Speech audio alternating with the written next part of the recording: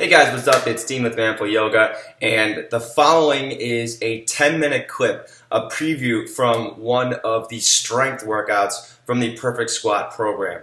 So check it out, do the first 10 minutes. If you love it and you want some more, the Perfect Squat program is available now. So check it out, get sweating, and when you want more, you know where to go. Follow the links below, and I'll talk to you guys soon. Take care.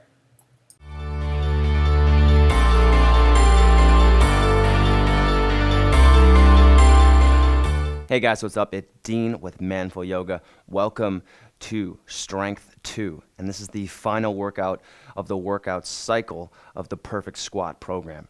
Today is focused on building strength for squats. A lot of lower body stuff, a lot of core stuff, a lot of lower back exercises to help you develop the strength, the range of motion, and the endurance necessary for increasing weight in your squats, more endurance so that you can do more reps, and also getting the benefits of having a better squat.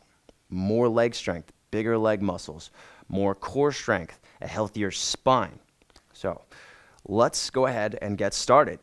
A lot of the exercises today are new, different from the ones that we did in Strength 1, so pay attention if this is your first time doing the workout. Let's start off in a tabletop position. Hands under your shoulders, knees under hips. We're going to start off with donkey kicks in a tabletop position. Bring your heel in toward your butt. Clench your glute. Press your knee up and over to the left and hold that. So maximum contraction in your glutes, flexing as much as you can.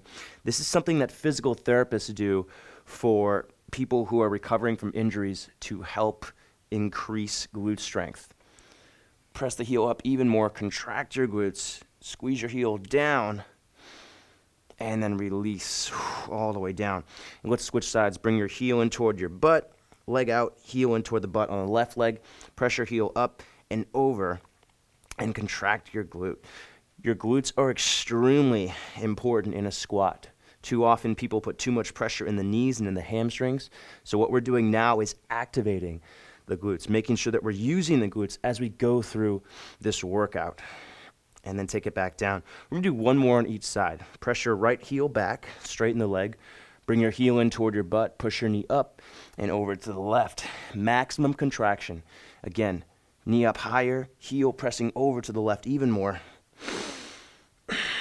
And then release down. One more opposite side. Press your left heel to the back, straighten the leg. Bring your heel in toward your butt. Press your heel up and over to the right, opening up your hip to the side, squeezing your heel down toward your glute. Maximum contraction in your buttocks. And then release it down. All right, moving into a combination of beast pose and down dog. What is that? Start off in a tabletop position with your hands a little bit further than you're used to. Pick your knees off the ground. Press your heels toward the ground. And work on pushing your heels toward the ground, working on your ability, your dorsiflexion, so your ability to bring the tops of your feet toward your shins. So working on this range of motion. Press your heels down to the ground as much as you can while pressing your shins toward the ground as well. So you should feel flexing in the fronts of your shins. So you can look at me now and see how it's kind of a combination of a down dog and a beast pose. Beast pose is right here, down dog, of course, back here, and we're somewhere in the middle. Go ahead and take a few more pushes. Maybe press the right heel down, and then the left heel down, the right heel down, the left heel down. All right, and then from here, walk your hands all the way to the back to a forward fold and use your core strength to fold your chest to your thighs. Bend your knees as much as possible for a stretch in the lower back. If you're still wondering why we did that beast pose, down dog combination, it's important to have range of motion in your ankles for a squat. If you don't have the range of motion in your ankles, the squat is not going to be as good as it can be. All right, from here, drop your butt down. Pull your chest forward. Lift your arms up into a squat hold. Keep your knees back behind your toes. Make sure your glutes and your hamstrings are engaged. And then walk all the way forward, nice and slow. Try to keep your hips level. Try to keep your hips where they are right now. Don't let them go any higher. all the way to the front. Make sure the toes are facing forward. Drop your butt down another inch, and then walk all the way to the back. So we're doing this squat hold walk to help warm up your legs. A little different from the last workout, a little more fun, right? We're moving instead of just standing still.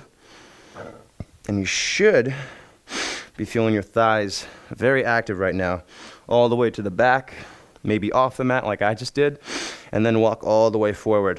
One last round, maybe dropping the butt down a little bit lower. Keep in mind we've got a whole workout ahead of us, so maybe conserve some energy now. And then once you've reached the top, stand all the way up. Press your hips forward. Breathe. All right, let's get a half sun salutation in here. Inhale your arms up overhead.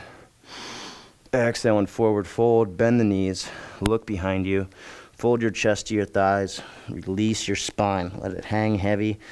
Let your head hang heavy. Stretch your back. Drop the butt down. Pull your chest forward to a half lift. Pressing the top of your head forward, making your upper body parallel to the ground, and fold back down, looking all the way behind you. Drop your butt down, pull your chest forward with a flat back. Come all the way up, arms overhead, touch your palms together. Exhale your hands back to center. From here, let's step back to a low lunge. Step your left foot to the back, drop your left knee almost all the way to the ground, not quite all the way down. Just let it hover, and then lean your chest back. So an active low lunge, keeping the knee off the ground. Now, if you want to have some bonus points here and you want to work the opposite range of motion in your ankle, flip your foot so that you're resting on the top of your foot and press the top of your ankle toward the ground. Now this is difficult, it might be hard, might be uncomfortable, but it's a great way to work on range of motion in your ankle. One more breath here. And then take this into airplane. Use a block. Place a block in front of your right foot, about a foot in front, maybe both hands on the block. Point your toes to the back and stabilize your hips here. So bring the left hip down so that your hips are level. Turn your right hip to face all the way out to the side. Make your left leg really active. Point the toes to the back. Squeeze your left thigh. Pull your torso forward. And then once you've got good form here, with the hips above the ankles, not behind the ankles, bring your hands to your sternum for airplane. Keep your chin relatively toward your throat. Make sure that you're feeling this in your right glute, feeling your core engaged. Give this one more breath. And then go ahead and stand up all the way. Hands back to center. Switch sides. Step your right foot to the back and do a low lunge. Opposite side, knee almost all the way to the ground. Let it hover. Lean back. And so we're getting a hip flexor stretch right here. If you want a little bit more of a challenge and you want to work the range of motion in your ankles, flip your foot, press the top of your foot to the ground, and lean back again into the low lunge. Make sure that you're using your right leg here just as much as your left leg. This is difficult. If you want to take the knee down, that's fine. One more breath here. Make sure you've got your block ready. From here, moving into airplane. Block about a foot in front of your left foot, and then come into airplane with your hands on the block. Point your toes to the back. Make sure that your right hip is down so that your hips are level, not opening your hips up to the side, but keeping your right hip down. Making your right leg really active, pointing the toes to the back, pulling your torso forward. And then when you feel stable here, hips above the ankle, bring your hands to center, balance here. Keep a slight bend to your left leg, no matter how flexible you are. If you need to bend the knee more because you're tighter in your hamstring, that's fine. Point the toes, keep this right leg really active. One more breath. All right, and then stand up all the way, hands back to center, standing up tall.